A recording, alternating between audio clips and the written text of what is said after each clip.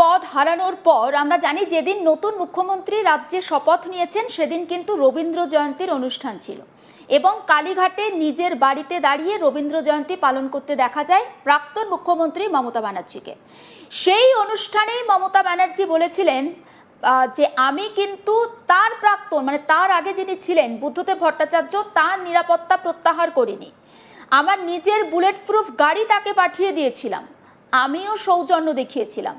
আমি প্রত্যাশা করব নতুন সরকার তারাও যেন এই যে সৌজন্যতা বোধ সেটা কিন্তু যেন অক্ষুণ্ণ রাখে। কিন্তু না, রাজ্যের বিভিন্ন জায়গাতে হিংসার ঘটনা ঘটছে।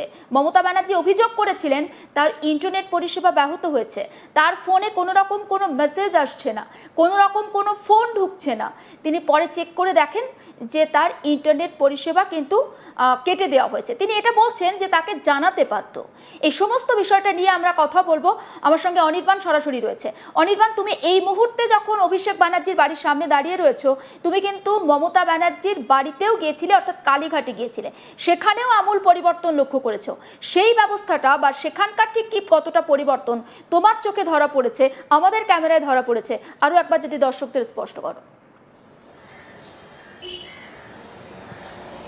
একেবারে দেখো, এই মুহূর্তে দাঁড়িয়ে আমরা অভিষেক বন্দ্যোপাধ্যায়ের বাড়িতে আছি, বাড়ির সামনে দাঁড়িয়ে আছি। সেখানে আমরা নিরাপত্তা ব্যবস্থাটা দেখালাম এবং মমতা বন্দ্যোপাধ্যায়ের বাড়ি অর্থাৎ যে হরিশ চ্যাটার্জি স্ট্রিট সেটার নিরাপত্তা ব্যবস্থার বিষয়টাতেও বলি যে যখন থেকে মুখ্যমন্ত্রী প্রাক্তন হয়ে গিয়েছেন মমতা বন্দ্যোপাধ্যায় তখন থেকে কিন্তু আমরা দেখি যে বাড়ির সামনে যে গলির মুখে যে ব্যারিকেড থাকতো সেই ব্যারিকেডটাকে তুলে নেওয়া হয়েছে এবং তার পাশাপাশি ওই রাস্তা দিয়ে কিন্তু অবাধে গাড়ি যাতায়াত করতে পারতো না। অর্থাৎ কেউ গেলে তার পারমিশন থাকা জরুরি ছিল এবং মোবাইল নিয়ে যেতে পারবেন না, এই ধরনের অনেক ধরনের রেস্ট্রিকশন ছিল। শুধুমাত্র পাড়ার লোকেরা যারা ওই গলির মধ্যে থাকেন তারাই যাওয়া আসা করতে পারতেন অবাধে। কিন্তু সেখানে আমরা দেখলাম যে মমতা বন্দ্যোপাধ্যায় প্রাক্তন হওয়ার পর থেকেই পুরো বিষয়টা বদলে যায়। একেবারে অবাধে যাতায়াত শুরু হয়, গাড়ি, অটো, টোটো, বাইক থেকে শুরু করে সব ধরনের যানবাহন সেখান থেকে যাতায়াত শুরু করে, মানুষজন সেখান থেকে হাঁটাহাঁটি শুরু করেন এবং এই ধরনের চিত্রটা আমরা দেখতে পাই ভোটের কাউন্টিংয়ের পর। মূলত এখানেও কিন্তু একই বিষয় হয়েছে অভিষেক বন্দ্যোপাধ্যায়ের বাড়ির সামনেও। কিন্তু এই মুহূর্তে দাঁড়িয়ে প্রাক্তন মুখ্যমন্ত্রী মমতা বন্দ্যোপাধ্যায়, তার কি আদেও কোনো সিকিউরিটি ল্যাপস হবে, সিকিউরিটি কি কমে যাবে, এই বিষয়টা নিয়ে প্রশ্ন অনেকেই তুলছিলেন যে তিনি এখন আর মুখ্যমন্ত্রী নন, তিনি একজন আম জনতা। কিন্তু মূলত এখন যে নবান্নর তরফ থেকে নবান্ন সূত্র মারফত যে খবর পাওয়া যাচ্ছে যে শুভেন্দু অধিকারী তিনি কিন্তু মুখ্যমন্ত্রী এবং এখন মুখ্যমন্ত্রী এবং তিনি প্রাক্তন মুখ্যমন্ত্রীর যে সিকিউরিটি সেটা নিয়ে কিন্তু বেশ কনসার্ন, সেটা নিয়ে তিনি উদ্বিগ্ন। অর্থাৎ সেটা সূত্র মারফত যে খবর যে তিনি নাকি যখন পুলিশি মহলে যখন কথোপকথন হচ্ছিল, যে বৈঠক হচ্ছিল পুলিশের সঙ্গে, সেই বৈঠকে শুভেন্দু অধিকারী তিনি বলেছেন যে প্রাক্তন মুখ্যমন্ত্রী মমতা বন্দ্যোপাধ্যায়ের সিকিউরিটিতে যেন কোনো রকম ল্যাপস না হয়, তিনি যাতে সুস্থভাবে থাকেন, তার সঙ্গে যেন কোনো অপ্রীতিকর ঘটনা না ঘটে, তার বাড়িতে যেন কোনো হামলা না হয়, এই বিষয়গুলোকে কিন্তু দেখতে হবে এবং তার যে সিকিউরিটি ছিল সেই সিকিউরিটি একেবারে। অনেকবার সঙ্গে থাকো, আমি ফিরবো অবশ্যই তোমার কাছে ফিরবো। তবে আরো একবার আমি দর্শকদের জানিয়ে রাখতে চাই, মমতা ব্যানার্জি কালীঘাটের বাড়ি থেকে কিন্তু একেবারে সরাসরি অভিযোগ করেছিলেন তিনি যখন রাজ্যের মুখ্যমন্ত্রী হয়েছিলেন, তিনি মুখ্যমন্ত্রী হওয়ার পরে কিন্তু বুদ্ধদেব ভট্টাচার্যকে তিনি নিজে বুলেট প্রুফ গাড়ি পাঠিয়েছিলেন। কেন পাঠিয়েছিলেন না, প্রাক্তন মুখ্যমন্ত্রী যাতে কোনো রকমভাবে কোনো নিরাপত্তা ব্যবস্থায় বিঘ্ন না ঘটে। কিন্তু তিনি বলছেন যে রাজ্যের ক্ষমতার পালাবদলের পরের দিনই তার নিরাপত্তা তুলে নেওয়া হয়েছে, তার বাড়ির সামনে যে গার্ডরেল ছিল সেটা খুলে দেওয়া হয়েছে, কালীঘাটের হরিশ চ্যাটার্জি স্ট্রিটে অবাধে যাতায়াত করছে আমজনতা, একেবারে খুল্লা যাকে বলে, কোনো রকম কোনো ব্যারিকেড নেই, এমনকি তার ফোনের ইন্টারনেট সংযোগও বিচ্ছিন্ন করে দেওয়া হয়েছে। তিনি বলছেন এটা তিনি প্রত্যাশা করেননি, অথচ রাজ্যের নতুন মুখ্যমন্ত্রী বলছেন যে দিদির ক্ষমতায় কোনো রকম বা দিদির নিরাপত্তায় কোনো রকম যেন কোনো বিঘ্ন না ঘটে। আসুন আরও একবার কথা বলি অনির্বাণের সঙ্গে। অনির্বাণ অভিষেক ব্যানার্জির বাড়ির সামনে থেকে একদম সরাসরি আমাদের সঙ্গে কথা বলছে। অনির্বাণ, থামিয়েছিলাম যেমনটা বলছিলে।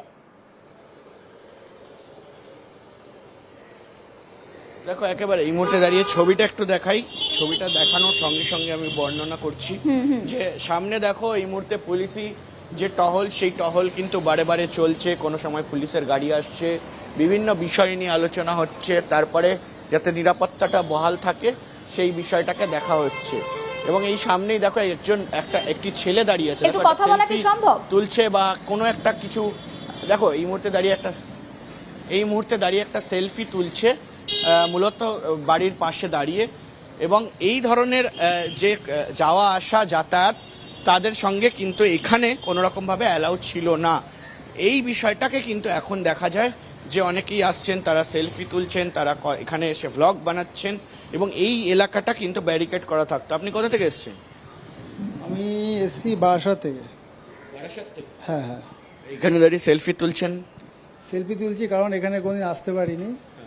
আর অনেক গার্ড থাকতো, পুলিশি গার্ড থাকতো। তো বাংলার যুবরাজ, তাকে দেখার জন্য খুব ইচ্ছে ছিল।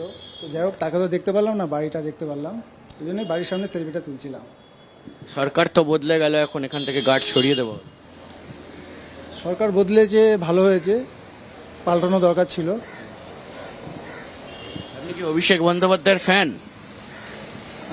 হ্যাঁ, অভিষেক বন্দ্যোপাধ্যায় ফ্যান বলতেও পারেন। তো ফ্যান থাকলেও পাল্টানো দরকার ছিল। সরকার বদলাক, এটা আপনারা চাইতেন?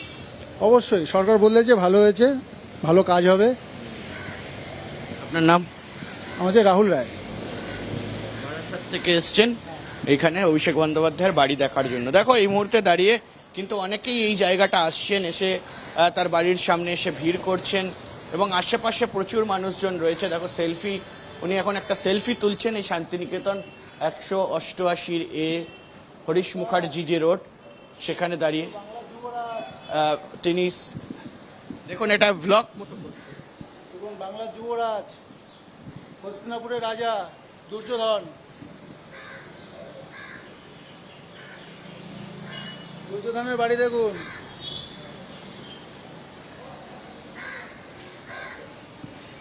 তিনি বলছেন বাংলার যুবরাজ দুর্যোধন, হস্তিনাপুরের রাজা, এইভাবে সম্বোধন করলেন। আমি জানি না এটা কোথাও গিয়ে কটূক্তি নাকি একদম একেবারে তাই। সহজ ভাষায় সম্বোধন, কিন্তু এই মুহূর্তে দাঁড়িয়ে এই ধরনের ছবি কিন্তু আমরা প্রচুর পরিমাণে দেখতে পাচ্ছি।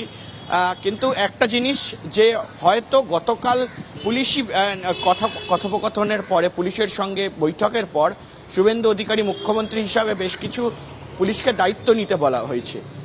যেমন জেড প্লাস ক্যাটাগরির সিকিউরিটি তুলে নেওয়া হয়েছে, তেমন কিন্তু যেন কোনো অপ্রীতিকর ঘটনা না ঘটে সে কারণে কিন্তু পুলিশকে তৎপর থাকতে বলা হয়েছে। তাই সে কারণেই আমরা দেখতে পাচ্ছি যে সামনে কিন্তু যে পুলিশের যে কায়স্ক রয়েছে, সেই কায়স্কের পাশেই কিন্তু বেশ কিছু পুলিশ অফিসার, তাদেরকে এই মুহূর্তে এখানে রাখা হয়েছে।